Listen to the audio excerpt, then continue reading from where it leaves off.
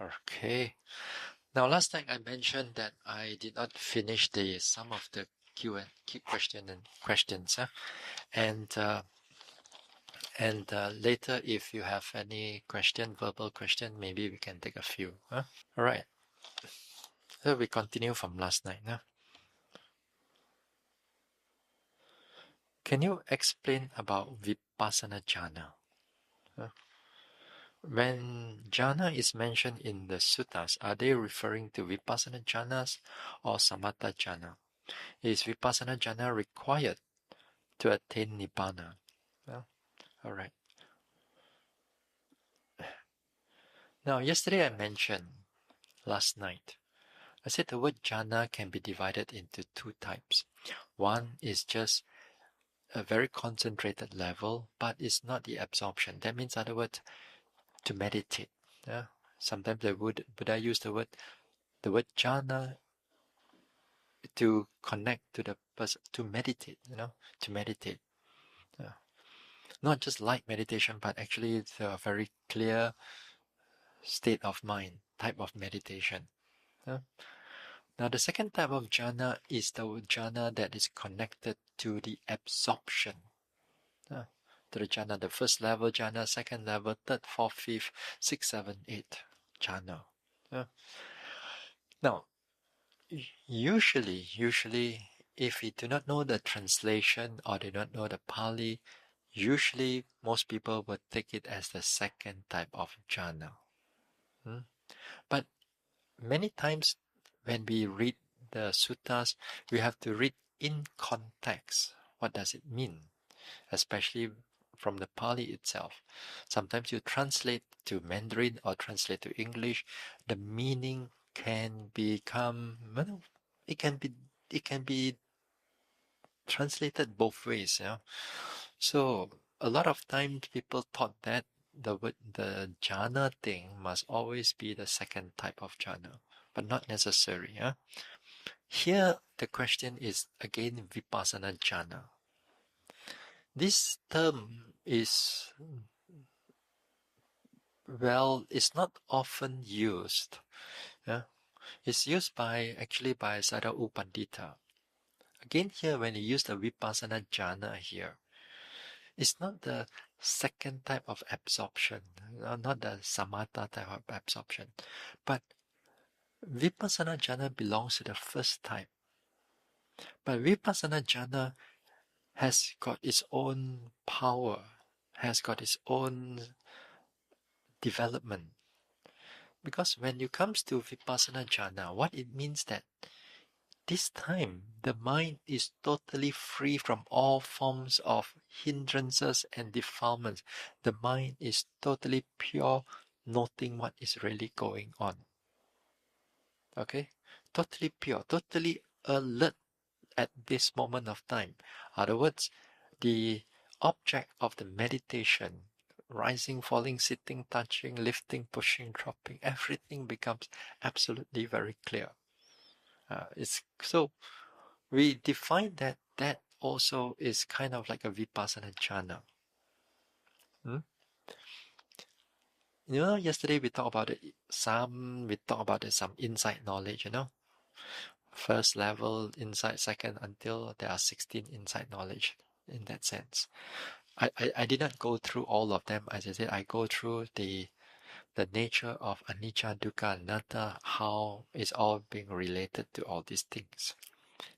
Now, when it comes to Vipassanā Jhāna and the 16 insight knowledge, they are all very interrelated in the sense that when you are meditating, especially, for example, you go to the third insight knowledge. When it comes to the third insight knowledge, over there, we call it like the first Vipassanā Jhāna. One of the things, why is it at the first Vipassanā Jhāna? Because that moment of time, that level, around that level, the mind is really know what is going on. The mind still noting, you still make the effort to note what is going on. Yes, truly.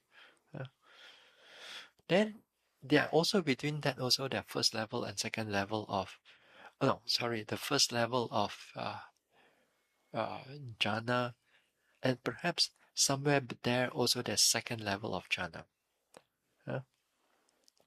Even like you go to the fourth insight knowledge, which is the knowledge of uh, arising and passing away. That part also again, it can be somewhere between third and the second and third level of jhana. For one thing, why we call it first level, second level of jhana, Vipassanā Jhāna? Because of, when we go to one level of jhana, second level of jhana, in terms of samatha level, we talk about the 5 qualities of the jhana. What are the 5 qualities of the jhana? Then you have this vitakka, initial application. Then you have vichara, sustained application.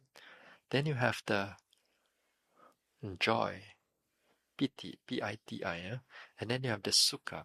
Sukha is the happiness or the bliss, pleasant feeling. And the 5th one is the concentration here. Now these 5 things,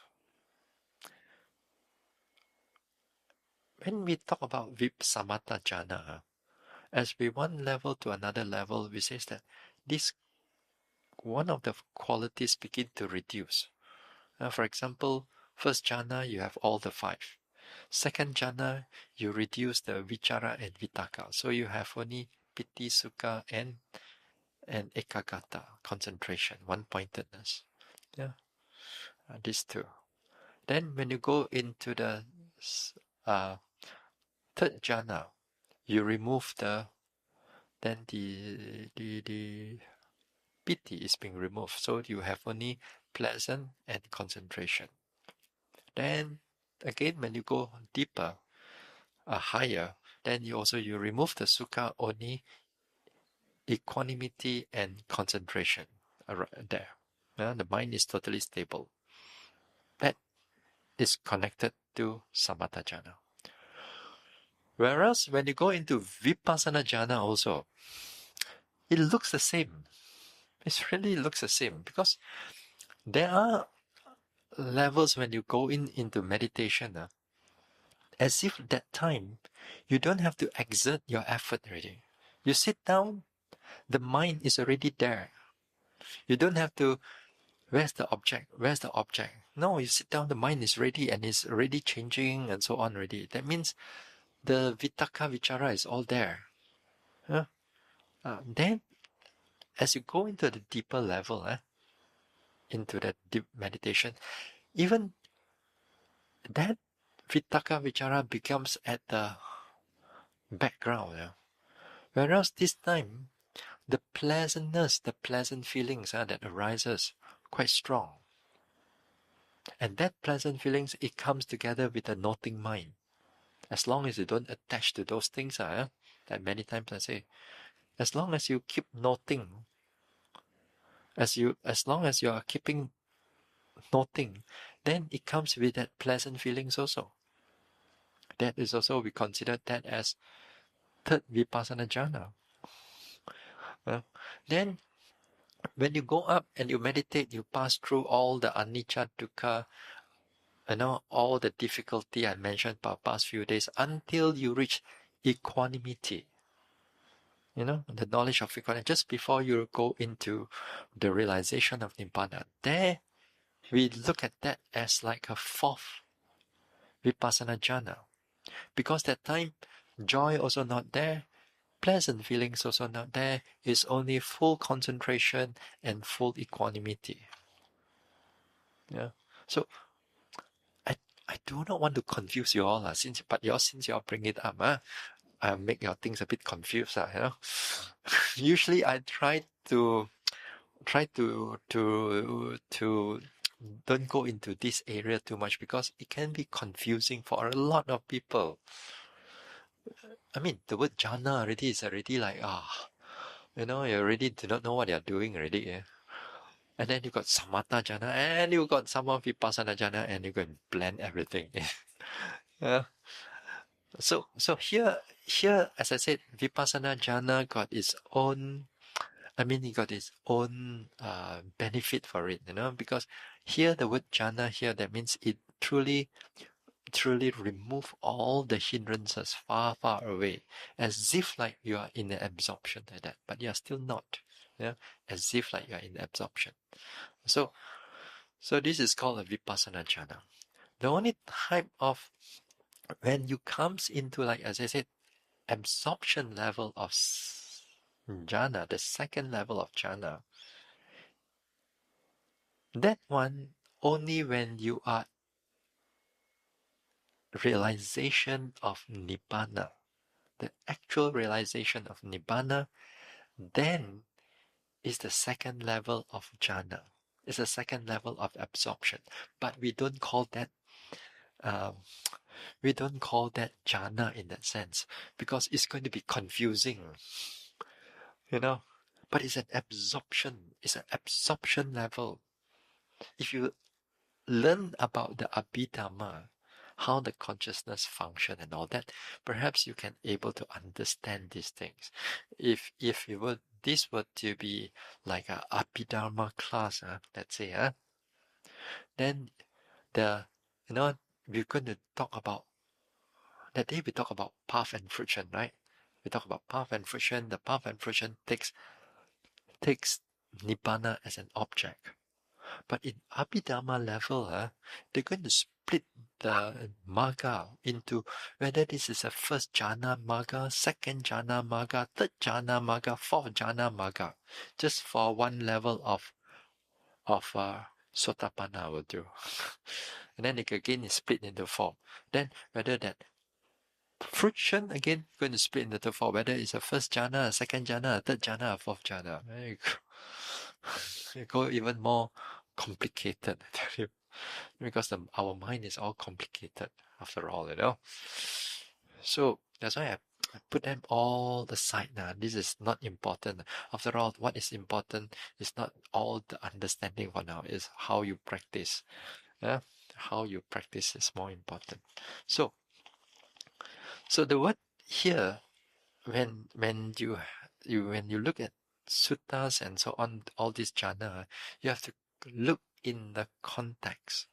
You have to look in context, whether it's considered absorption or whether it's truly just deep meditation.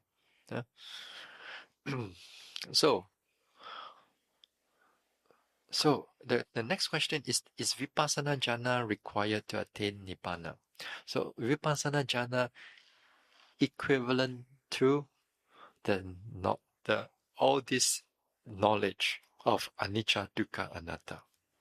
So in order for us to realize Nibbana, anicca, dukkha, anatta has to be truly noticed. Then only we prepare ourselves for the realization of Nibbana. Okay? Whether you understand or not, doesn't matter. Well, at least I'll give you an understanding next time. Hopefully, if you happen to read about it, let's talk about Vipassanā Jhana. This is very equivalent to the mental development